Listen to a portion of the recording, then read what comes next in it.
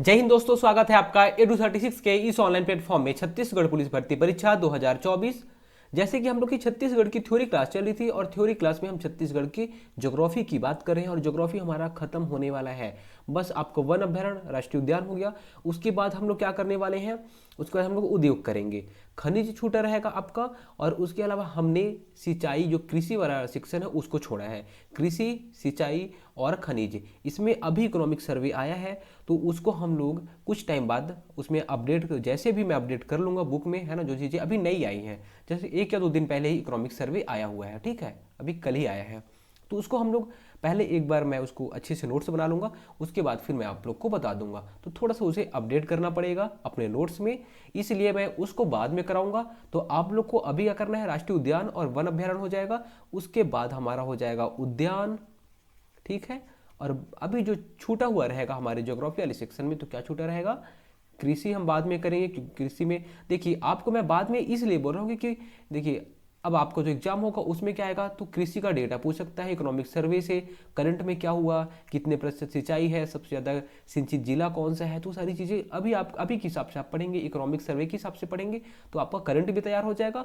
और जो चीज़ें अभी करंट में अपडेट हुई हैं वो सब कुछ आपका तैयार हो जाएगा, ठीक है। तो कृषि हो गया, खनिज हो गया और सिंचाई, ये जो चीज़ें हैं उसको हम लोग बाद में कर लेंगे ज्योग्राफी में, ठीक है। उसको जैसे भी मैं बता दूंगा आपको कुछ ही दिन बाद। उसके बाद आज जो हम लोग पढ़ने वाले हैं वो क्या रहेगा, वन अभ्यारण्य एवं राष्ट्रीय उद्यान की बात करेंगे। चलिए, तो आज का हमारा टॉपिक है राष्ट्रीय उद्यान एवं वन्य जीव अभ्यारण्य। राष्ट्रीय उद्यान के बारे में हम पढ़ेंगे, छत्तीसगढ़ में कौन कौन से राष्ट्रीय उद्यान हैं वो पढ़ेंगे, और वन्य जीव अभ्यारण्य कौन कौन से हैं उनके बारे में देखेंगे। कुछ कुछ ट्रिक्स रहेंगी जिससे आपको लंबे समय तक चीज़ें याद हो जाएंगी। वन्य जीव अभ्यारण्य, अभ्यारण्य, ये दो चीज हम पढ़ने वाले हैं, दो टॉपिक को पढ़ने वाले हैं। राष्ट्रीय उद्यान, ये राष्ट्रीय उद्यान क्या होता है और वन्य जीव अभ्यारण्य क्या होता है, ये दोनों चीज़ों को आप पहले समझ लीजिए तो अच्छा रहेगा।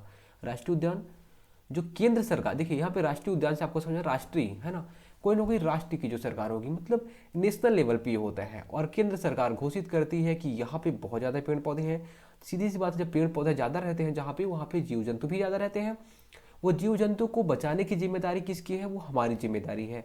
तो उन जीव जंतुओं को बचाने के लिए केंद्र सरकार क्या करती है, उसे राष्ट्रीय उद्यान के रूप में घोषित कर देती है कि यहाँ यहाँ की पेड़ पौधों को नहीं काटना है, पहली बात तो। और दूसरी बात, यहाँ पे जो जीव जंतु है उनकी सुरक्षा करनी है, उसके लिए राष्ट्रीय उद्यान उन्हें घोषित कर दिया जाता है, ठीक है। अब वन्य जीव अभ्यारण्य क्या होता है, तो वन्य जीव अभ्यारण्य भी ऐसे होता है कि जो जीव जंतु है वहाँ के, जो वहाँ पे जहाँ पे पेड़ पौधे ज़्यादा रहेंगे, मतलब जो जंगल है, वहाँ पे जो वन्य जीव है उनको सुरक्षा के लिए वन्य जीव अभ्यारण्य घोषित कर देता है। ये कौन करता है, तो इसे जो यहाँ की सरकार है, स्टेट गवर्नमेंट है, वो यहाँ पे घोषित कर देती है। यहाँ की स्टेट गवर्नमेंट भी घोषित कर सकती है और इसके अलावा जो सेंट्रल गवर्नमेंट है वो भी घोषित करती है। वो हमारी इंपॉर्टेंट नहीं, हमारे लिए इंपॉर्टेंट नहीं है। फिर भी हमें इतना पता होना चाहिए कि जो वन्य जीव अभ्यारण्य है वो एक्चुअल में है कहाँ कहाँ पे और कौन कौन से है, ठीक है, ये हमें जानना जरूरी है। राष्ट्रीय उद्यान केंद्र सरकार घोषित करती है, वन्य जीव अभ्यारण्य ये कौन कौन से है, कहाँ कहाँ पे है, ये हमें पता होना चाहिए। चलिए, अब राष्ट्रीय उद्यान की संख्या कितनी है, तो हमारे यहाँ जो राष्ट्रीय उद्यान है वो कितने हैं, 3 राष्ट्रीय उद्यान है। राष्ट्रीय उद्यान फिर से एक बार केंद्र सरकार घोषित करेगी कि यहाँ पे बहुत ज़्यादा जीव जंतु हैं, जंगल है, इन्हें आपको बचा के रखना है फ्यूचर के लिए। अगर ऐसा होगा कि हाँ ठीक है, जीव जंतु को मार दिए, ठीक है, पेड़ पौधे भी काट दिए, तो हो सकता है 15-20 साल बाद जब हमारी जो आने वाली पीढ़ी है उसको तो यही नहीं पता चलेगा कि नेवला क्या होता है ना, बोलेगा नेवला क्या होता है तो वो कुछ अलग ही सोचेगा, अरे नेवला कुछ होता होगा करके। तो वो सारी चीज़ें हमें आने वाली पीढ़ी के लिए और जैव विविधता के लिए, दोनों चीज़ों के लिए जरूरी होता है। चलिए, 3 राष्ट्रीय उद्यान है। कौन कौन से राष्ट्रीय उद्यान है, तो पहला है, यहाँ पे लिखते हैं, पहला राष्ट्रीय उद्यान है इंद्रावती राष्ट्रीय उद्यान। दूसरा राष्ट्रीय उद्यान है गुरु घासीदास राष्ट्रीय उद्यान। और तीसरा राष्ट्रीय उद्यान है कांगेर घाटी राष्ट्रीय उद्यान। 3 राष्ट्रीय उद्यान याद हो गए। चलिए बताइए नाम, इंद्रावती राष्ट्रीय उद्यान, गुरु घासीदास राष्ट्रीय उद्यान और कांगेर घाटी राष्ट्रीय उद्यान। 3 राष्ट्रीय उद्यान हमारे छत्तीसगढ़ में है। चलिए अब एक एक करके देखते हैं कि इंद्रावती राष्ट्रीय उद्यान है कहाँ पे, यहाँ पे इसकी क्या खासियत है। उसके बाद देखेंगे गुरु घासीदास राष्ट्रीय उद्यान, ये कहाँ पे है, इसकी क्या खासियत है। और कांगेर घाटी राष्ट्रीय उद्यान, ये कहाँ पे है, इसकी क्या खासियत है। बस यहीं से क्वेश्चन बनेगा, इससे ज़्यादा बाहर से क्वेश्चन बनेगा ही नहीं। सबसे पहले देखते हैं इंद्रावती राष्ट्रीय उद्यान, ये कहाँ पे है। तो ये बीजापुर जिले में लोकेटेड है। कहाँ पे, बीजापुर जिले में लोकेटेड है इंद्रावती राष्ट्रीय उद्यान। चलिए अब हम लोग इंद्रावती राष्ट्रीय उद्यान के बारे में बहुत सारी जो जो चीज़ें हमें जाननी चाहिए सारी चीज़ें देख लेते हैं। पहली चीज़ कि ये कहाँ पे है, तो बीजापुर जिले में है। बीजापुर जिले में आपको ये याद रखना है कि इंद्रावती राष्ट्रीय उद्यान कहाँ पे है, बीजापुर जिले में है। पहली चीज़, ये छत्तीसगढ़ का पहला राष्ट्रीय उद्यान है। क्या, छत्तीसगढ़ का पहला राष्ट्रीय उद्यान यही है। दूसरी चीज आप याद रखेंगे, छत्तीसगढ़ का पहला राष्ट्रीय उद्यान कौन सा, इंद्रावती राष्ट्रीय उद्यान। आखिर ये पहला राष्ट्रीय उद्यान है तो कब इसे राष्ट्रीय उद्यान घोषित किया गया, केंद्र सरकार द्वारा इसे कब घोषित किया गया, तो इसे 1978 में, कब, 1978 में केंद्र सरकार द्वारा इसे राष्ट्रीय उद्यान घोषित किया गया। इसकी लंबाई भी पूछ सकता है कि जो इसका क्षेत्रफल है, सॉरी, है ना, जो इसका क्षेत्रफल है वो कितना एरिया पे है। अब केंद्र सरकार घोषित करेगी तो ऐसा तो है नहीं कि पूरे छत्तीसगढ़ को राष्ट्रीय उद्यान घोषित कर दी, है ना। वो कुछ एरिया पे, जहाँ पे ज़्यादा पेड़ पौधे हैं, जहाँ पे ज़्यादा जैव विविधता है, जीव जंतु है, उस एरिया को घोषित करती है। तो इसका एरिया कितना है, इसका जो क्षेत्रफल है, क्षेत्र है, वो क्षेत्र कितना है ये भी पूछ सकता है। तो इसका क्षेत्र है 1258 वर्ग किलोमीटर। कितना, 1258 वर्ग किलोमीटर। एक बार और, बीजापुर जिले में है, छत्तीसगढ़ का पहला राष्ट्रीय उद्यान है। सन 1978 में केंद्र सरकार ने इसे राष्ट्रीय उद्यान घोषित किया। इसका क्षेत्र कितना है, 1258 किलोमीटर वर्ग किलोमीटर इसका क्षेत्र है। और यहीं पे जो बीजापुर में है, बीजापुर में जो राष्ट्रीय उद्यान है इंद्रावती राष्ट्रीय उद्यान, इसमें एक कुटरू गेम सेंचुरी है। कौन सा, Kutru game sanctuary, game sanctuary. ये भी पूछ सकता है क्वेश्चन कि कुटरू गेम सेंचुरी है कहाँ पे, तो इंद्रावती राष्ट्रीय उद्यान के अंदर में ही कुटरू गेम सेंचुरी है। ठीक है, अब लास्ट क्वेश्चन क्या आपके एग्जाम में बन सकता है कि यहाँ पे पाया क्या जाता है, आखिर कौन कौन से जीव जंतु यहाँ पे पाए जाते हैं। तो यहाँ पे क्या मिलता है, बाघ मिलता है, उड़न गिलहरी मिलती है, और यहाँ पे चीता मिलता है।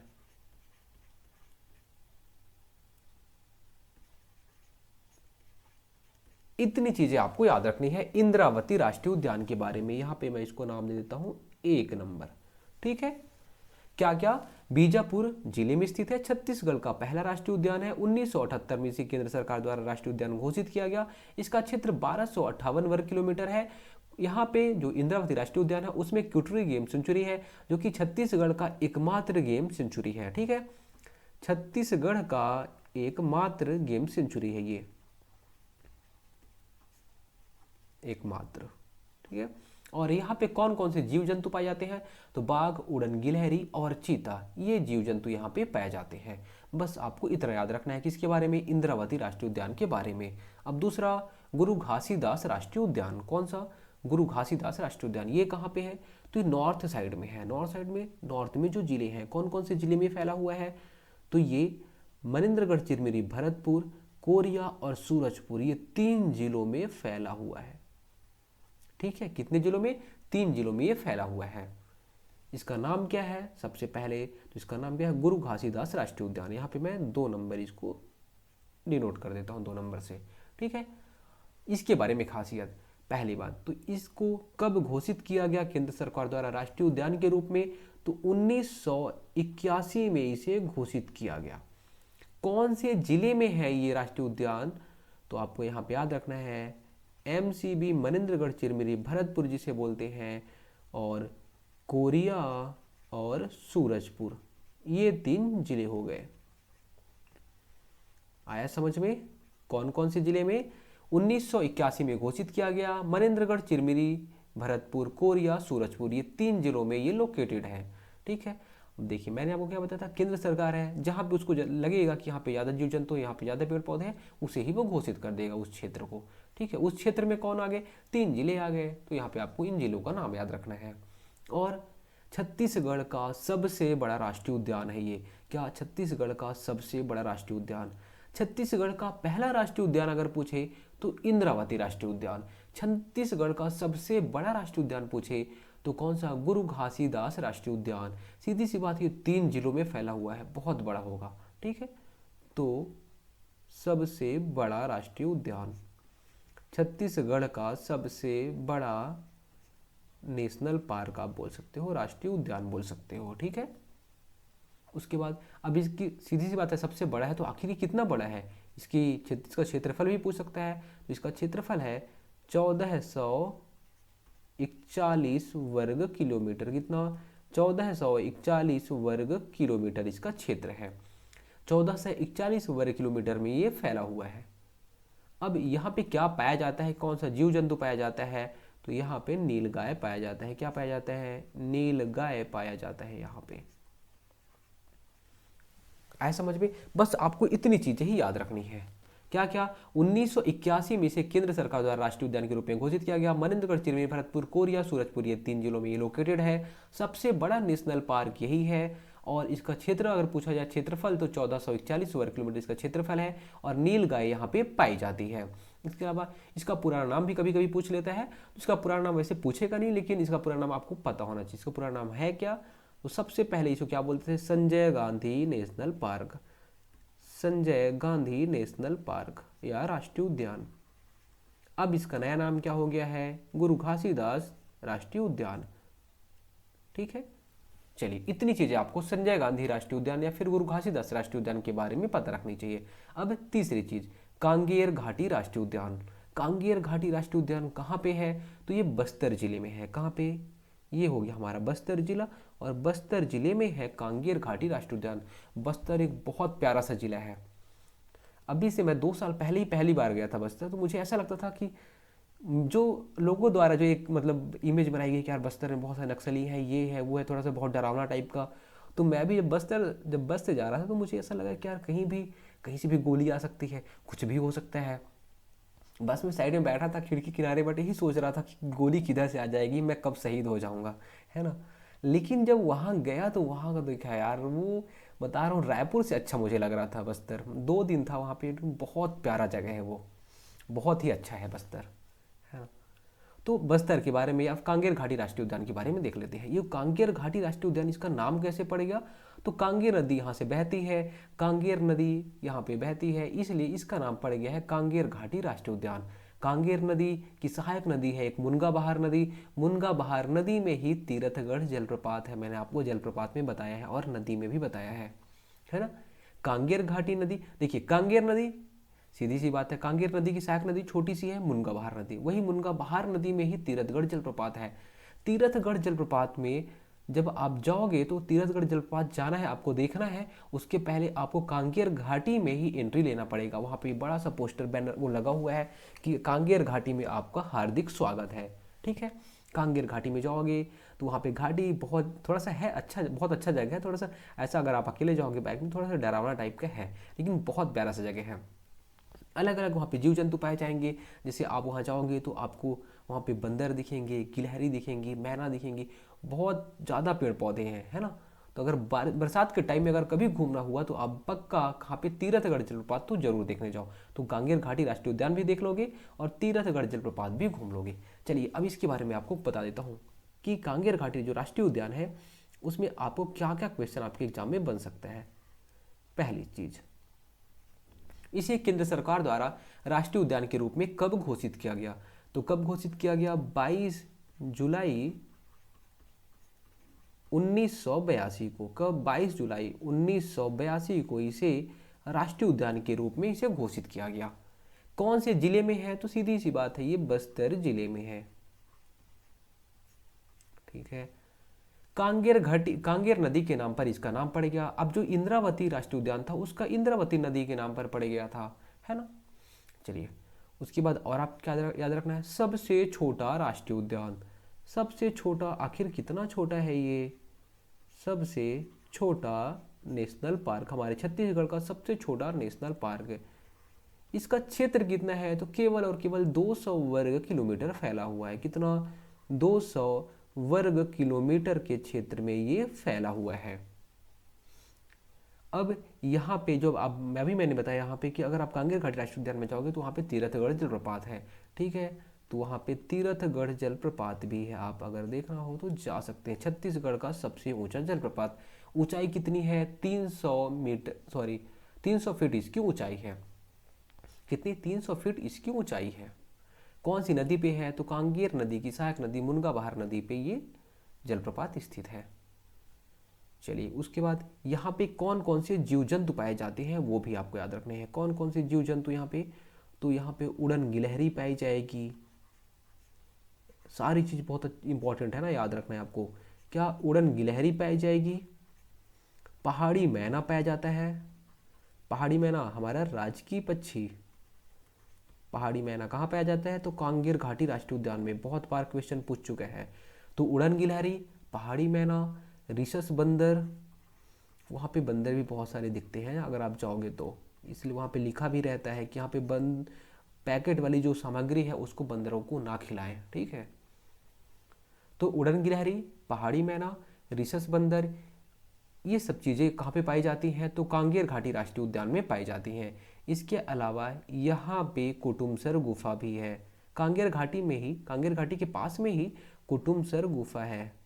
और ये कुटुमसर गुफा है, इसमें अंधी मछलियाँ पाई जाती हैं। जो कुटुमसर गुफा है यहाँ पे अंधी मछलियाँ पाई जाएंगी। कौन सी मछली, अंधी मछली, अंधी मछली पाई जाती है,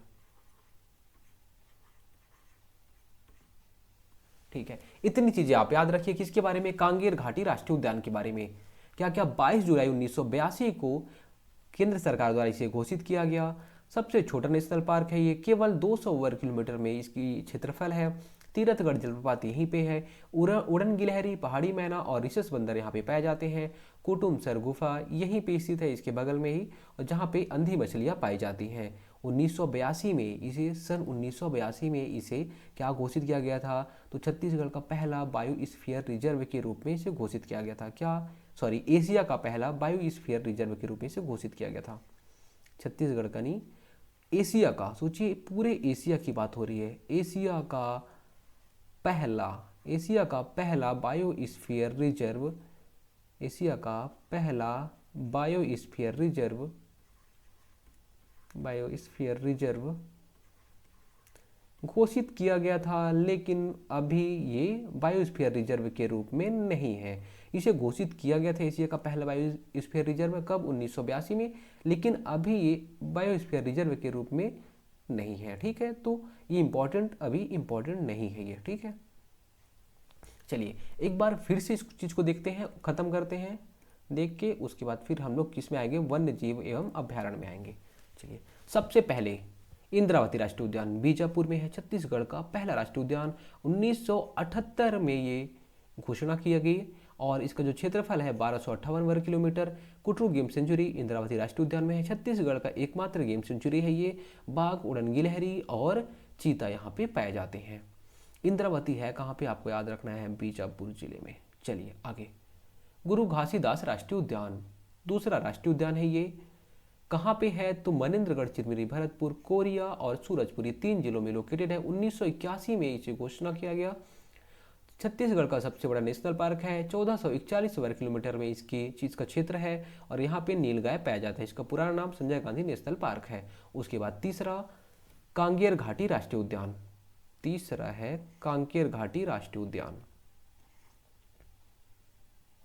कांगेर घाटी राष्ट्रीय उद्यान, इसकी घोषणा कब की जाती है, तो 22 जुलाई 1982 को कांगेर घाटी राष्ट्रीय उद्यान के रूप में घोषणा की जाती है कि ये अब से नेशनल पार्क हो गया। 1982 में ही इसे एशिया का पहला बायोस्फीयर रिजर्व के रूप में भी इसे घोषित किया जाता है। उसके बाद ये बस्तर में स्थित है, सबसे छोटा नेशनल पार्क है, 200 वर्ग किलोमीटर इसका क्षेत्र है। तीरथगढ़ जलप्रपात यहीं पे है। उड़न गिलहरी, पहाड़ी मैना और रिसस बंदर अगर आपको देखने हो तो कांगेर घाटी राष्ट्रीय उद्यान चले जाइए। कुटुमसर गुफा यहीं पे है और वहाँ पे कुटुमसर गुफा में अंधी मछलियाँ पाई जाती हैं, ठीक है। चलिए अब आगे,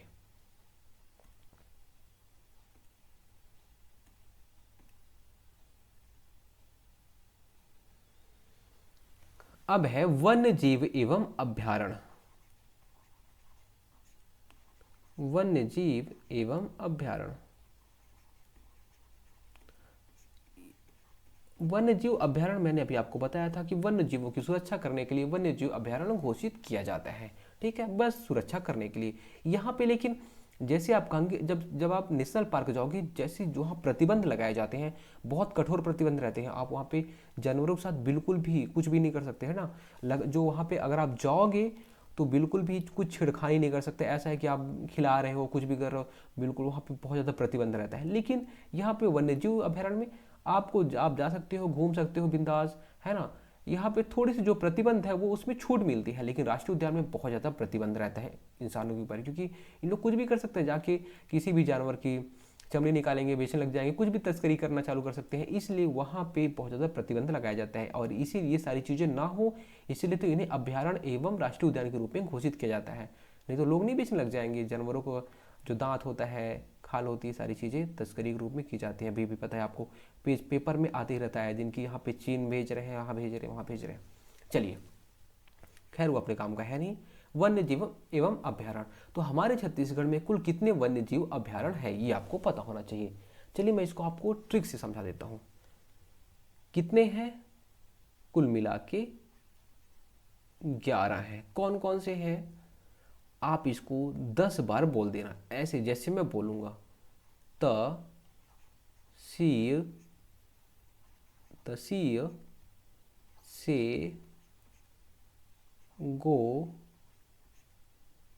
पा वा उ भोर भय बा। आप ऐसे याद कर लो, बोल दो 10 बार। तसीर से गो पावाऊ भोर भय बा, तसीर से गो पावाऊ भोर भय बा। ऐसे करके आप अभी 10 बार बोल दो। 2-4 दिन बाद फिर से इसको पढ़ना और ऐसे ही बोल देना, तसीर से गो पावाऊ भोर भय बा। पूरा याद हो जाएगा। आप देख लो, 1 2 3 4 5 6 7 8 9 10 11, 11 हो गए। अब जो मैंने आपको यहाँ पे बताया है, एक्चुअल में क्या हो गया पता है? अब आपको ये क्षेत्रफल के रूप में भी याद हो गया। तसीय सेगो पावाऊ भोर भय बा। अरे आखिर ये है क्या? पहले तो आपको ये पता होना चाहिए। त से हो गया तमोर पिंगला। पहले आपको नाम बता देता हूँ, नहीं तो आपको समझ ही नहीं आया होगा। तमोर पिंगला पहला आपका ट्रिक। चलिए इसको पहले दूसरे कलर से चेंज कर लेते हैं, जिससे आपको ट्रिक भी याद रहे। चलिए, तसीर है ना, ये हो गया ता। तसी सेगो पावाऊ भोर भय बा। अब सी से हो गया सीता नदी। क्या हो गया? सीता नदी अभ्यारण्य। पहला तमोर पिंगला अभ्यारण्य, दूसरा सीता नदी अभ्यारण्य, तीसरा है अचान कमार अभ्यारण्य। कौन सा? अचान कमार अभ्यारण्य। और चौथा है सेमरसोत अभ्यारण्य, सेमरसोत अभ्यारण्य। पांचवा है गोमर्दा या गोमर्डा, गोमर्डा अभ्यारण्य। और ये छठवा है पामेड़। सातवां है वारनावापरा, वारनवापारा अभ्यारण्य। फिर आठवां है उदयंती अभ्यारण्य। नौवां है भोरमदेव अभ्यारण्य। 10वां है भैरमगढ़ अभ्यारण्य। और 11वां है बादलखोल, बादलखोल अभ्यारण्य। चलिए, हो गए 11, है ना। 11 थे, है ना। तमोर पिंगला, सीता नदी, अचान कमार, सेमरसोत, गोमर्डा, पामेड़, वारनवापारा, उदयंती, भोरमदेव, भैरमगढ़ और बादलखोल, है ना। ये हो गए। तमोर पिंगला सबसे बड़ा, उससे छोटा सीता नदी, उससे छोटा अचान कमार। ये जो ट्रिक है, इसलिए मैंने आपको बताया है कि आपको 11 जो वन्य जीव अभ्यारण्य है वो तो याद हो ही जाएंगे, लेकिन अगर आपसे पूछता है कि सबसे बड़ा कौन सा है तो आपको पता चल जाएगा। तसी से गो, त से तमोर पिंगला, सी से सीता नदी, आ से अचान कमार, से सेमरसूद। ऐसे आपको इसको सीक्वेंस याद हो जाएगा। तो आपको वैसे रटने की जरूरत नहीं पड़ेगी कि सबसे बड़ा कौन सा, सबसे छोटा कौन सा। पूरा का पूरा आप 11 ही बता दोगे। ठीक है, सबसे बड़ा तमोर पिंगला, सबसे छोटा बादल खोल, तमोर पिंगला के बाद कौन, सीता नदी, सीता नदी के बाद अचान कमार। ऐसे आपको याद करना है। दूसरे स्लाइड में समझते हैं, क्योंकि उस स्लाइड में फिर जगह नहीं रहता सारी चीज़ों को लिखने के लिए, इसलिए सबसे पहले हमने क्या देखा, सबसे बड़ा कौन सा है, तो आप बोलोगे तमोर पिंगला। आखिर तमोर पिंगला है कहाँ पे, अगर आपसे लोकेशन पूछेगा तो कहाँ पे है ये, सूरजपुर जिले में है, यहाँ पे है तमोर पिंगला।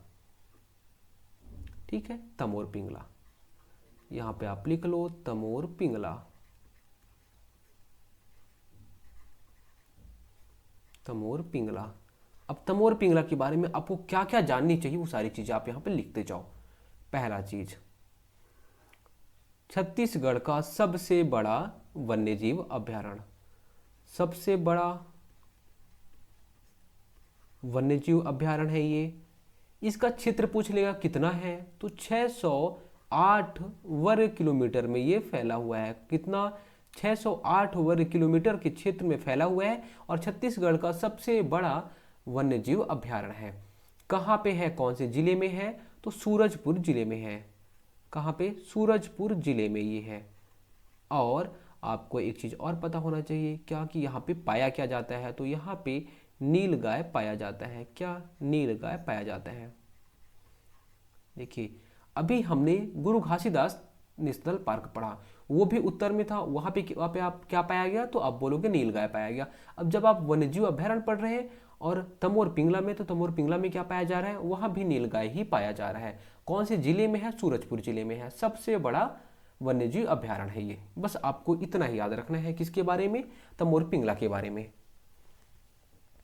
चलिए, उसके बाद फिर सी में सीता नदी। सीता नदी कहाँ पे है, तो सीता नदी है धमतरी जिले में। ये है आपको धमतरी जिला, आपको पता ही होगा, ये धमतरी जिले में है। धमतरी जिले में है सीता नदी, आप यहाँ पे लिख लो सीता नदी, सीता नदी अभयारण्य। सीता नदी अभयारण्य छत्तीसगढ़ का दूसरा सबसे बड़ा वन्यजीव अभयारण्य।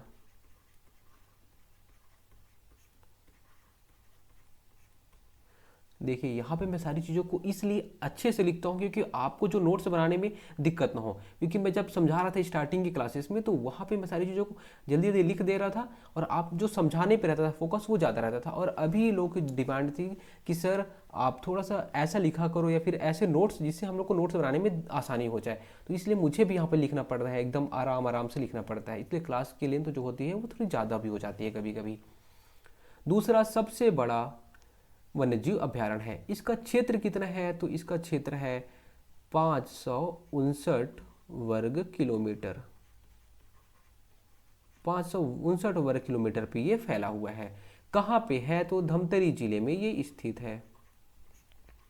और यहाँ पे क्या पाया जाता है, तो आपको याद रखना चाहिए, यहाँ पे तेंदुआ पाया जाता है। क्या पाया जाता है, तेंदुआ पाया जाता है। सबसे ज़्यादा यहाँ पे तेंदुआ पाया जाएगा। तेंदुआ सबसे ज़्यादा यहाँ पे पाया जाता है। आप बस इतना ही याद रखिएगा, ठीक है। सीता नदी, उसमें क्या, तो तेंदुआ सबसे ज़्यादा पाया जाएगा, धमतरी जिले में है, छत्तीसगढ़ का दूसरा सबसे बड़ा वन्यजीव अभयारण्य है। उसके बाद अब तीसरा देखिए, तीसरा क्या था, अचान कमार। अचान कमार है वन्यजीव अभयारण्य। अब अचान कमार कहाँ पे है, तो ये है मुंगेली जिले में। अब बताइए कि यहाँ पे मुंगेली जिला आपको कहाँ दिख रहा है, सोचिए सोचिए, मुंगेली जिला यहाँ पे कहाँ पे होगा, कहाँ पे होगा, तो यहाँ पे है मुंगेली जिला। ये है गोरिल्ला पिंडा मरवाही और ये है मुंगेली जिला। इसलिए मैं सबसे पहली वाली क्लास में आपको बताया था कि आपको लोकेशन पता होना चाहिए सारी चीज़ों का, ठीक है। ये हो गया मुंगेली जिला। मुंगेली जिले में कौन सा है, तो अचान कमार अभयारण्य है। कौन सा, अचान कमार अभयारण्य। अगर आपको कभी अमरकंटक जाना हो तो आप अचान कमार से होते हुए गुजरोगे। अमरकंटक जो मध्य प्रदेश और छत्तीसगढ़ के सीमा में स्थित है। अचान कमार वन्यजीव अभयारण्य कहाँ पे है, कौन से जिले में स्थित है, पहली चीज तो वो पूछेगा। तो कौन से जिले में, मुंगेली जिले में ये स्थित है।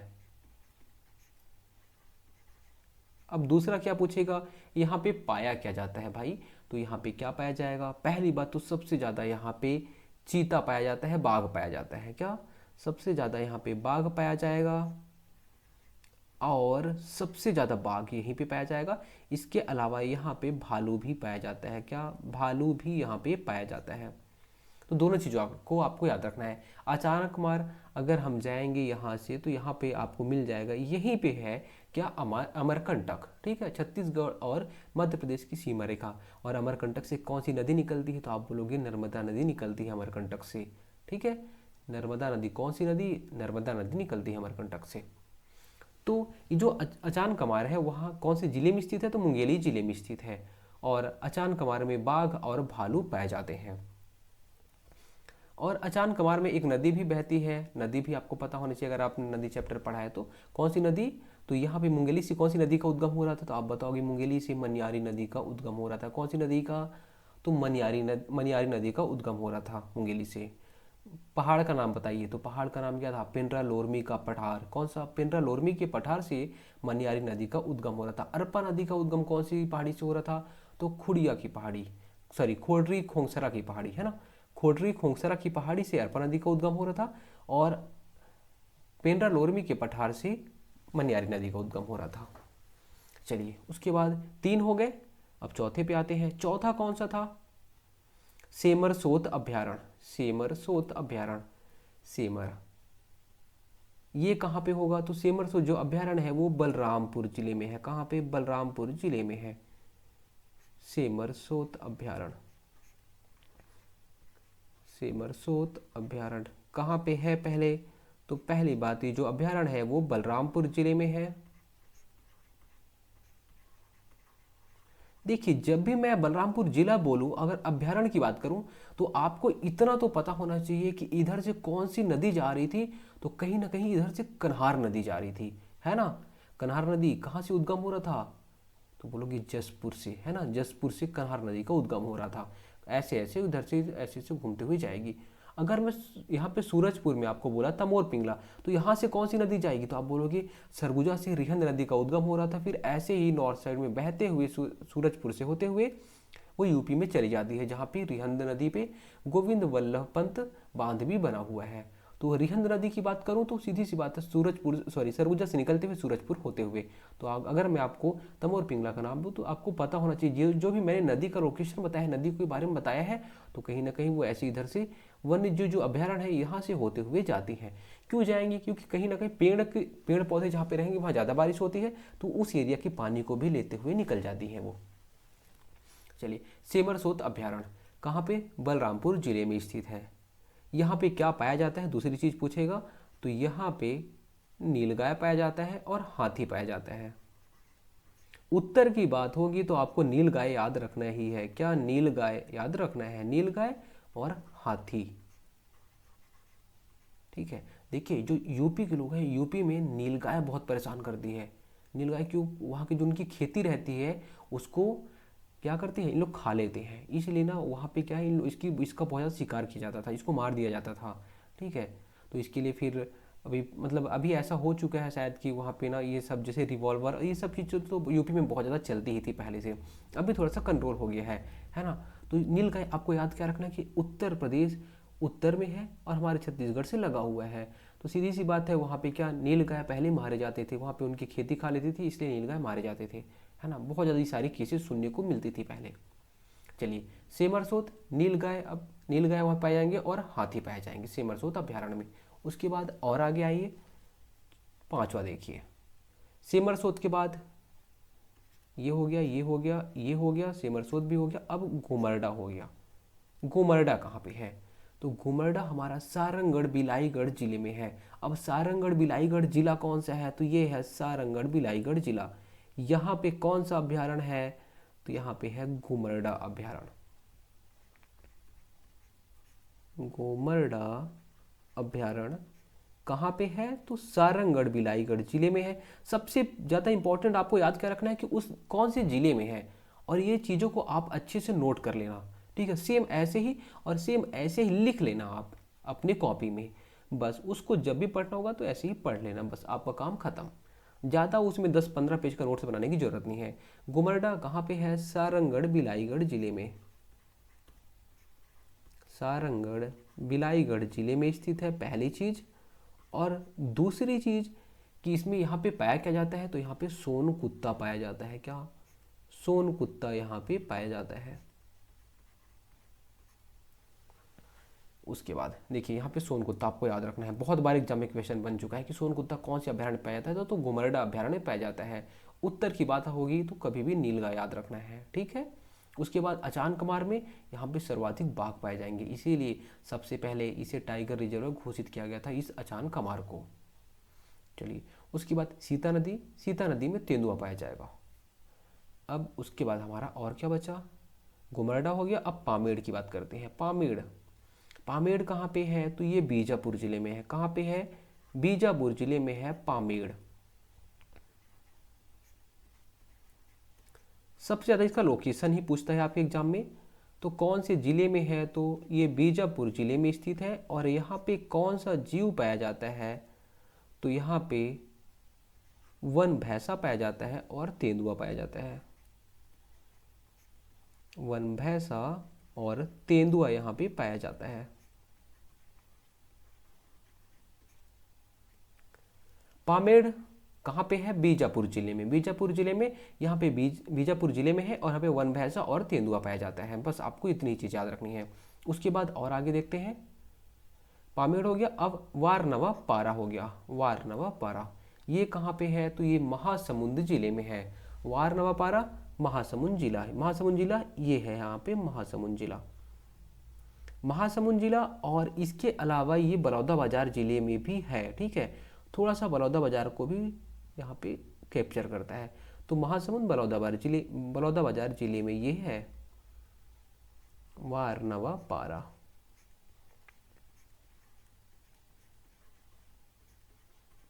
कौन कौन से जिले में? महासमुंद और बलौदाबाजार प्लस बलौदाबाजार, ये दो जिलों में ये स्थित है। पहली चीज बलौदाबाजार आप ऐसे लिख लेना यहाँ पे। अब यहाँ पे क्या पाया जाएगा? तो यहाँ पे सांप बहुत ज़्यादा पाया जाता है। क्या? समुद्र है, महासमुंद, समुद्र में क्या? सांप। तो यहाँ पे सबसे ज़्यादा क्या पाया जाएगा? सांप पाए जाते हैं।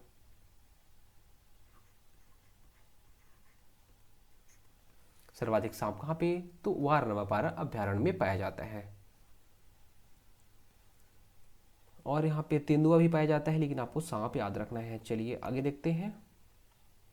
वारनवा पारा हो गया। उदयंती, उदयंती ये उदयंती जो अभ्यारण्य है वो कहाँ पे है? तो जो देखिए सीता नदी के यहाँ बगल में एक और आपको जिला दिख रहा होगा, धमतरी के बगल में एक जिला दिख रहा होगा, यही जिला किसका नाम क्या है? आप देखोगे जहाँ पे क्या हीरा पाया जाता है। अब बताइए हीरा कौन से जिले में पाया जाता है छत्तीसगढ़ के?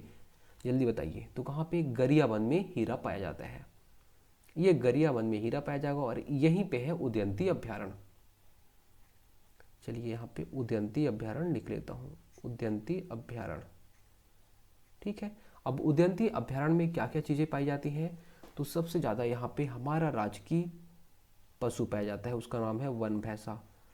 पहली बात तो ये गरियाबंद जिले में है, वो आपको याद होना चाहिए। और यहाँ पे वन भैंसा पाया जाता है और इसके अलावा यहाँ पे मोर भी पाया जाता है। मैंने इसको कैसे याद किया था? उग वन मोर, उग उ से हो गया उदयंती, ग से गरियाबंद, व से वन, मा से मोर, है ना। तो उग वन मोर मैंने ऐसे करके ट्रिक बना के याद कर लिया था, ठीक है। उग वन मोर। और इसे कैसे याद किया था? तो वारनवा पारा को वाम सांची करके, वा हो गया तो वा से वारनवा पारा, मा से महासमुंद में पाया जाता है। और वहाँ पे सांप और चीता, सा से सांप, और यहाँ पे मैंने चीता नहीं बताया आपको, चीता भी वहाँ पे पाए जाते हैं। तो मैंने कैसे याद किया था? वाम सांची, वाम सांची, वा से वारनवा पारा, मा से महासमुंद में ये है, और सा से सांप और ची से चीता, ऐसे करके आप याद कर सकते हो। और सीता नदी को कैसे याद किया था? सीते धम, सीते मतलब सी से सीता नदी, ते से तेंदुआ पाया जाता है और धमतरी जिले में ये स्थित है। अगर आपको ये ट्रिक समझ आ रही होगी तो आप ऐसे करके आप लिख लीजिए यहाँ पे सीते धम, इससे आपको सब कुछ याद हो जाएगा। सीता नदी, तेंदुआ, धमतरी। उग वन मोर, उदयंती वाला हो गया। वाम सांची, ये वाला कंप्लीट हो जाएगा। और ये है गोसा सोन, गोसा सोन ऐसे आप करके याद कर सकते हैं, गोसा सोन। गो से गोमर्दा, सा से सारंगढ़ और सोन, सोन कुत्ता यहाँ पे पाया जाता है। और इसे कैसे याद किया था, सेब हानि, सेब हानि, है ना, सेब, है ना, सेब से सेब हो गया, से सिमर सोध हो गया, और ब से बलरामपुर हो गया, और हानि, हाँ से हाथी, और नील से नीलगाय। ऐसा आप, अगर आपको ये ट्रिक अच्छा लग रहा होगा तो बिल्कुल आप ऐसे याद कर सकते हैं। बाकी आप अपना भी ट्रिक बनाने का कोशिश किया करिए, क्योंकि ये फैक्चुअल चीज़ें हैं। यहाँ पे कुछ समझाने के लिए अगर आप बोलोगे तो वैसे कोई चीज़ें ऐसी समझाने के लिए है नहीं, फैक्चुअल चीज़ें हैं। आप अगर ट्रिक बना लोगे, एक बार मेहनत लगेगा लेकिन आपको हमेशा याद रहेगा।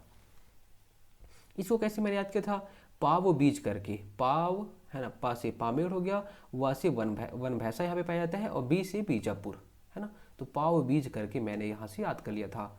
और इसे अभा मूंग, अभा मूंग से, अ से अचान कमार, भा से भालू, मुंगेली में पाया जाता है। तो अभा मूंग करके अभा मूंग बा ऐसे करके याद कर लिया था मैंने। बाकी आप अपना ट्रिक बना लीजिएगा। चलिए उसके बाद हम और आगे देखते हैं। उदयंती हो गया, हो गया। अब हम लोग भोरम देव देखते हैं, भोरम देव। भोरम देव कौन से जिले में स्थित है, तो कवर्धा जिले में। भोरम देव मंदिर भी कवर्धा जिले में है, ठीक है। तो भोरम देव जो अभ्यारण्य है वो मंदिर के नाम पे ही यहाँ पे भोरम देव अभ्यारण्य का नाम पड़ गया था, भोरम देव अभ्यारण्य। भोरम देव अभ्यारण्य ये कहाँ पे है, तो आप बोलोगे कवर्धा जिले में है, पहली चीज कवर्धा जिले में है। और यहाँ पे क्या पाया जाता है भोरम देव अभ्यारण्य में, तो यहाँ पे ऑरेंज तितली जिसे हम बोलते हैं, यहाँ पे एक तितली पाई जाती है, उसका नाम क्या है, ऑरेंज ऑकलिफ, एक तितली है वो पाई जाती है, एक तितली है, तितली ऑरेंज ऑकलिफ उसका नाम है, ऑरेंज ऑकलिफ, ऑक लीफ करके एक तितली है, वो तितली यहाँ पे पाई जाती है। तो भोरम देव में कौन से जिले में है, तो आपको पता है यहाँ पे सिरपुर मंदिर है, सॉरी सिरपुर मंदिर नहीं, भोरम देव मंदिर है ना, सिरपुर मंदिर तो महासमुंद में है। तो भोरम देव में भोरम देव मंदिर है कौन से, कवर्धा जिले में। तो जो कवर्धा जिले में भोरम देव मंदिर है वहाँ पे तितली पाई जाती है, और तितली का नाम क्या है, ऑरेंज ऑकलिफ एक तितली है। उसके बाद अब अगला देखते हैं, भैरमगढ़। भैरमगढ़ ये कहाँ पे है, तो ये भी बीजापुर में है, भैरव बीज करके हमने याद किया था इसे, भैरमगढ़, भैरमगढ़ कौन से जिले में है, तो ये बीजापुर जिले में, यहाँ पे आपको समझ ही आ रहा होगा। और तो ये पहला हो गया, बीजापुर जिला हो गया। और भैरव बीज यहाँ पे क्या पाया जाता है, तो यहाँ पे वन भैंसा पाया जाता है,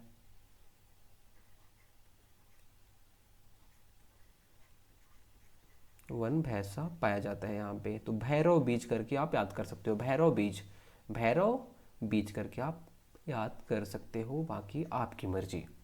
उसके बाद लास्ट हमारा वन्यजीव अभ्यारण्य कौन सा, बादल खोल, कौन सा, बादल खोल अभ्यारण्य। ये जो बादल खोल अभ्यारण्य है वो कहाँ पे है, तो जसपुर में, कौन से जिले में, तो जसपुर जिले में है बादल खोल अभ्यारण्य,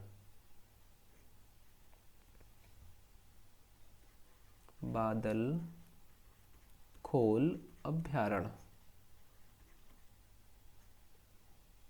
बादल खोल अभ्यारण्य में कौन कौन से जीव जंतु पाए जाते हैं, तो पहली बात तो आप याद रखिए कि जसपुर जिले में है ये स्थित है, और यहाँ पे हाथी बहुत ज़्यादा पाया जाएगा, कौन सा, हाथी यहाँ पे बहुत ज़्यादा पाया जाता है। अब बताता हूँ मैं आपको यहाँ पे कुछ कुछ चीज़ें जो आपको याद रखनी चाहिए।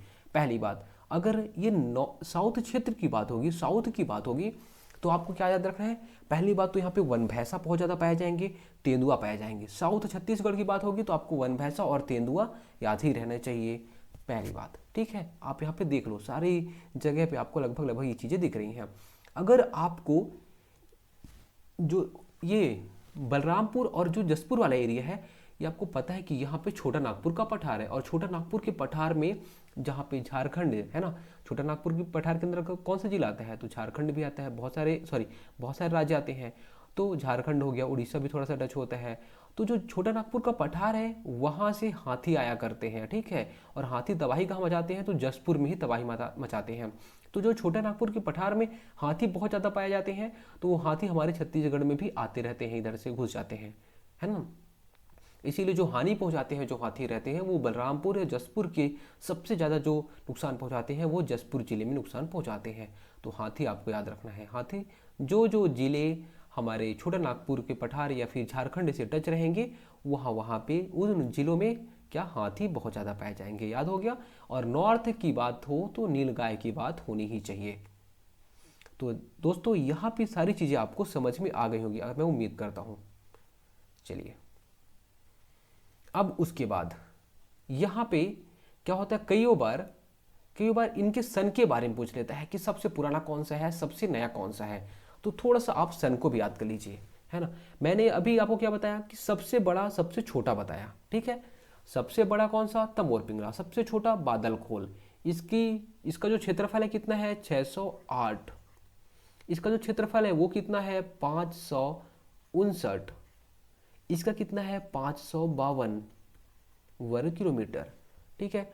अब बादल खोल का पूछ लेगा कि बादल खोल का क्षेत्रफल कितना है, तो सबसे छोटा है ये, इसका क्षेत्रफल आई थिंक 105 के आसपास है। कितना, 105 वर्ग किलोमीटर। कितना, 105 वर्ग किलोमीटर इसका क्षेत्रफल है। चलिए सबसे ज़्यादा का, वैसे आपके एग्जाम में अगर पूछेगा तो क्या पूछेगा, सबसे ज़्यादा पूछेगा, सबसे कम पूछेगा। उसके अलावा ये बीच का तो पूछेगा ही नहीं। और यहाँ पे दूसरी चीज़, अगर बीच का पूछेगा भी तो क्या पूछेगा पता है, कि यहाँ पे आप बताइए कि कौन सबसे बड़ा है कौन सबसे छोटा है। आप यहाँ पे सीरीज दे देगा, बोलेगा कि आप जमाइए, तो आपको यहाँ पे तो पता ही है तमोर पिंगला सबसे बड़ा, उस हिसाब से आपको जमा देना है ना। तो अपना यहाँ पे दिमाग लगा लेना। बाकी जो क्वेश्चन, जितनी चीज़ें मैंने बताई यहीं से क्वेश्चन बनेगा, इससे बाहर से चांस ही नहीं है, बहुत कम चांस है, ना के बराबर चांस है, ठीक है। चलिए अब हम लोग आगे चलते हैं और सन के बारे में देख लेते हैं। सबसे पहले कौन सा बना और सबसे पुराना और सबसे नया, पुराना और नया, ये भी क्वेश्चन बनता है। बड़ा छोटा क्वेश्चन बन गया। अब पुराना और नया सबसे पहले बनता है 1974 में। 1974 में कौन सा, 1974 में बनता है, एक मिनट, चलिए 1974 में कौन सा बनता है, तो सीता नदी बनता है। सीता नदी अभ्यारण्य, सीता नदी अभ्यारण्य 1974 में बनता है। फिर उसके बाद 1975 में, 1975 में कौन सा, बैग बनता है। बैग बनता है। अब ये बैग क्या है, बा से हो गया बादल खोल, ए से हो गया अचान कमार और जी से हो गया गोमर्दा। ये तीन बनते हैं 1975 में। बादल खोल, अचान कमार, अचान कमार और गोमर्दा, गोमर्डा, है ना।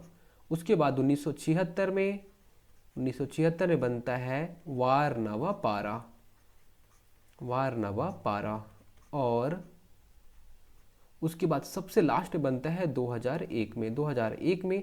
बाकी भी बनते हैं, आप याद नहीं करिए, कोई ज़रूरत नहीं वो सब चीज़ों को याद करने में। देखिए मैं आपको कुछ कुछ चीज़ें छुड़वा के देता हूँ, पता है। आज अभी आप जो जो उसमें याद तो कर लोगे, चलो ठीक है, 1983 में क्या बना, ये क्या बना, कब बना, आप अभी तो याद कर लोगे। लेकिन पेपर टाइम में इतने सारे सन रहेंगे, इतनी चीज़ें रहती हैं हम याद करने के लिए, कि अभी याद कर लोगे लेकिन पेपर टाइम में इम्पॉसिबल है, आप भूल ही जाओगे। 99% लोगों की बता रहा हूँ कि भूल जाते हैं। 1% लोग बहुत ज़्यादा टैलेंटेड जो होते हैं उन्हें बस याद रह सकता है, बाकी आप भूल जाओगे। तो कोई मतलब नहीं इतना दिमाग में प्रेशर देने का। आपके एग्जाम में वैसे क्वेश्चन बनेगा ही नहीं बनेगा, जहाँ से क्वेश्चन बनेगा वो सारी चीज़ें मैं आपको समझा देता हूँ। चलिए 2001 में, 2001 में कौन सा सबसे नया वाला अगर बोला जाए तो भोरमदेव, जो कि कवर्धा जिले में है, भोरमदेव अभ्यारण्य। चलिए अब याद कैसे करेंगे, सीता नदी सबसे पुरानी, है ना। तो हमारी माता सीता नदी, सीता माता हमारी माता, तो सीता माता के बारे में सबसे पुराने, है ना। जो बोलते हैं ना कि सनातन युग, और कहीं ना कहीं रामायण की अगर बात होती है तो सबसे पहले जो आर्य आए थे, फिर रामायण की जो रचना हुई थी, तो बहुत पुरानी बातें होती हैं। तो सबसे पुराना आप ऐसे याद कर सकते हो 1974 में, और सीता नदी। उसके बाद बैग, बैग 1975 में, पहले जो 75 के टाइम में जब हमारे पापा लोग का जब जन्म होता था उस टाइम पे, तो उस टाइम में तो बैग ले जाते थे, लेकिन आजकल के जो बच्चे हैं वो क्या ले जा रहे हैं, एक तरीके से ट्रक ले जाते हैं। इतना सारा बुक और कॉपी रहता है उसमें, ट्रक के बराबर रहता है। तो आप 75 के टाइम में, 1975 के टाइम में जब हमारे पापा लोग रहते तो उन लोग सही सही में मायने में बैग ले जाया करते थे। ब से बादल खोल, अ से अचान कमार और गो जी से गोमरडा हो गया। उसके बाद 1976 में वार नवा पार, आप कैसे याद करोगे, वार करो 76 बार, कैसे, वार करो 76 बार, ऐसे आप याद कर लीजिए, कभी नहीं भूलेगा, वार करो 76 बार। और 2001 भोरम देव, है समझ। चलिए कुछ कुछ चीज़ें और हैं, उसके बाद हम लोग खत्म करेंगे क्लास को। अब क्या, टाइगर रिजर्व के बारे में। टाइगर रिजर्व से भी क्वेश्चन बन सकता है, कभी कभी पूछ लेता है कि टाइगर रिजर्व क्या है, यहाँ से क्या क्वेश्चन बन सकता है। रिजर्व, टाइगर रिजर्व ये एक्चुअल में है क्या, जो हमने अभी नेशनल पार्क पढ़ा, राष्ट्रीय उद्यान पढ़ा, ये राष्ट्रीय उद्यान जो हमने पढ़ा है, और जो वन्य जीव अभ्यारण्य पढ़े हैं, वन्य जीव अभ्यारण्य, इनमें ही, इन्हीं में से टाइगर के लिए, चीता के लिए, इन जगहों को, कुछ कुछ राष्ट्रीय उद्यान और कुछ कुछ वन्यजीव अभ्यारण्य को, इन्हें रिजर्व करने की बात की गई कि यहाँ पे भी चीता पाए जाते हैं और चीता बहुत ज़्यादा जरूरी होते हैं, अब इनको बचाना चाहिए। सेव टाइगर जो मूवमेंट चला है ना, तो चीता को बचाना है, तो जहाँ जहाँ पे ये पाए जाते हैं इन्हें क्या कर दे, इन्हें टाइगर रिजर्व घोषित कर दो, तभी ये बच पाएंगे, नहीं तो इन्हें फिर कुछ ना कुछ, इन्हें या फिर इनकी तस्करी हो जाएगी, कुछ भी हो सकता है, इसलिए इनको बचाया जाए। तो इसके पहले क्या कि जहाँ को जो जो राष्ट्रीय उद्यान और वन्यजीव अभ्यारण्य में टाइगर पाया जाता है, पहले उन्हें हम लोग चिन्हांकित करेंगे और उसके बाद उन्हें बचाएंगे। तो हमारे छत्तीसगढ़ में, पहली बात तो ये पता होना चाहिए कि हमारे छत्तीसगढ़ में कुल कितने टाइगर पाए गए हैं। जो लास्ट अभी सर्वे हुआ था उसमें देखा गया कि 19 टाइगर हमारे छत्तीसगढ़ में पाए गए हैं। टाइगर या 19 बाघ हमारे छत्तीसगढ़ में पाए गए हैं, है ना। सबसे ज़्यादा कहाँ पाए गए हैं, आई थिंक ये एमपी में पाए गए हैं, मैं अभी श्योर नहीं हूँ, है ना, मुझे याद नहीं आ रहा है अच्छे से, लेकिन मुझे पता है जहाँ तक कि एमपी में सबसे ज़्यादा पाए गए हैं।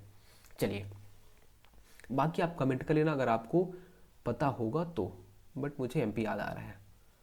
चलिए, टाइगर राष्ट्रीय उद्यान और वन्य जीव अभ्यारण्य में जहाँ जहाँ पे बाघ पाए जाते हैं, उन बाघों को बचाने के लिए टाइगर रिजर्व की बात करते हैं। कौन करेगा, तो सीधी बात है सेंट्रल गवर्नमेंट इसकी बात करेगी, ठीक है।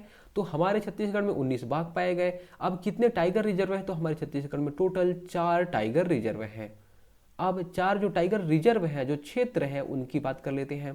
पहली बात तो Indravati tiger reserve, Indravati tiger reserve पहला। चारों चीज़ों को आपको याद रखना है, 4 टाइगर रिजर्व हमारे छत्तीसगढ़ में पाए जाते हैं, इंद्रावती टाइगर रिजर्व। उसके बाद उदयंती, उदयंती सीता नदी अभ्यारण्य, सॉरी सीता नदी टाइगर रिजर्व। देखिए ये अभ्यारण्य भी है, लेकिन मैंने क्या बोला कि जो टाइगर रिजर्व जहाँ जहाँ पे इनको टाइगर मिलेगा तो क्या बोले कि चल ठीक है अभ्यारण्य भी है, लेकिन इसे हम लोग टाइगर रिजर्व भी घोषित कर देते हैं। मतलब यहाँ पे टाइगर है तो इन्हें बचाना भी है हमें, टाइगर को, सेव टाइगर, बाघों को बचाना है, तो एक टाइगर रिजर्व यहाँ भी घोषित कर दिए, टाइगर रिजर्व ही इसे बना देंगे हम लोग, टाइगर रिजर्व। उसके बाद तीसरा है Achanakmar tiger reserve, Achanakmar tiger reserve. और चौथा है गुरु घासीदास, गुरु घासीदास नेशनल पार्क का थोड़ा सा एरिया और तमोर पिंगला का मिला के, दोनों को मिला के गुरु घासीदास नेशनल पार्क का और तमोर पिंगला का मिला के, है ना। तो गुरु घासीदास और तमोर पिंगला को मिलाकर, तो इसका नाम क्या हो गया, Guru Ghasidas Tamor Pingla tiger reserve, tiger reserve इसका नाम हो गया। तो 4 टाइगर रिजर्व हमारे छत्तीसगढ़ में है, Indravati tiger reserve, Udanti Sitanadi tiger reserve, Achanakmar tiger reserve और गुरु घासीदास तमोर पिंगला टाइगर रिजर्व। आया समझ में। इसका पर्पस क्या होता है, बाघों को बचाना। अब उसके बाद बायोस्फीयर रिजर्व भी आप थोड़ा सा इसको पढ़ लीजिए। बायोस्फीयर रिजर्व क्या होता है, बायोस्फीयर रिजर्व उतना इंपॉर्टेंट तो है नहीं, लेकिन इसको फिर भी आप देख लीजिएगा। बायोस्फीयर रिजर्व का पर्पस होता है कहीं ना कहीं जीवों को बचाना, जीवों को संरक्षण देना। ठीक है, तो जो प्राकृतिक चीज़ें होती हैं, प्राकृतिक चीज़ों को संरक्षण देने की बात करती है बायोस्फीयर रिजर्व, प्राकृतिक जीव जंतुओं के संरक्षण के लिए। सबसे पहले अचान कमार, जो अचान कमार कहाँ पे, मुंगेली में है, उसे टाइगर रिजर्व घोषित किया गया था। ठीक है, इसे अचान कमार, अचान कमार जो मुंगेली में स्थित है, मुंगेली में जो स्थित है, उसे टाइगर रिजर्व के, सॉरी, उसे बायोस्फीयर रिजर्व के रूप में घोषित किया गया था। ये जो है वो देश का 14वां बायोस्फीयर रिजर्व है। कौन सा? देश का 14वां बायोस्फीयर रिजर्व है। बस आप इतना याद रखिए। चलिए जल्दी से थोड़ा सा रिवीजन कर लेते हैं, फिर क्लास हो सकता है शायद बड़ी हो गई हो, चीज़ों को समझाना है, समझाने में टाइम लग जाता है, तो क्लास थोड़ा सा ज़्यादा लंबी हो गई होगी। चलिए सबसे पहले यहाँ देख लेते हैं तमोर पिंगला। तमोर पिंगला अभ्यारण्य कहाँ पे है? सबसे बड़ा है, सूरजपुर जिले में है, नीलगाय पाया जाएगा। सबसे बड़ा 608 वर्ग किलोमीटर तमोर पिंगला। उसके बाद यहाँ पे, और इसके बाद यहाँ देखिए, ठीक है, एक साइड से देखते हैं अचान कमार अभ्यारण्य। अचान कमार अभ्यारण्य मुंगेली जिले में है, बाघ और भालू यहाँ पे पाए जाते हैं। फिर भोरमदेव कवर्धा जिले में है, तितली पाई जाएगी, ऑरेंज ऑकलीफ नाम की तितली यहाँ पे पाई जाती है। फिर पामेड़ बीजापुर जिले में है, वन भैंसा और तेंदुआ यहाँ पे पाया जाता है। फिर भैरमगढ़, भैरमगढ़ भी बीजापुर में है और वन भैंसा यहाँ पे पाया जाता है। उसके बाद आप आओगे सेमरसोत, सेमरसोत बलरामपुर जिले में है, नीलगाय और हाथी यहाँ पे पाए जाते हैं। फिर बादलखोल जसपुर जिले में है और हाथी यहाँ पे पाए जाते हैं। फिर गोमरडा सारंगढ़ बिलाईगढ़ जिले में है और यहाँ पे सोनगुत्ता पाया जाता है। फिर वारनवापारा महासमुंद और बलौदाबाजार जिले में है, सांप और चीता यहाँ पे पाए जाते हैं। फिर उदंती वन भैंसा, उदंती कहाँ पे? गरियाबंद जिले में है, वन भैंसा और यहाँ पे मोर पाए जाते हैं। सीता नदी धमतरी जिले में है, यहाँ पे तेंदुआ पाया जाता है। और छत्तीसगढ़ का दूसरा सबसे बड़ा अभ्यारण्य यहाँ पे स्थित है, जिसे हम बोलते हैं क्या? सीता नदी अभ्यारण्य। उसके बाद हमने एक चीज और देखा था कि जो वन्य जीव अभ्यारण्य है सबसे बड़ा कौन सा है, मैंने एक ट्रिक से आपको समझाया था, तसीय सेगो पावाऊ भोर भय बा, भोर भय बा। ये आपको थोड़ा सा शुरू में उटपटांग लग रहा होगा, कुछ समझ नहीं आ रहा होगा, लेकिन आप इसे बस उटपटांग लग रहा है, फिर भी आप इसे 5 से 7 बार इसको रट्टा मार लो ऐसे, फिर आपको सारी चीज़ें याद हो जाएंगी।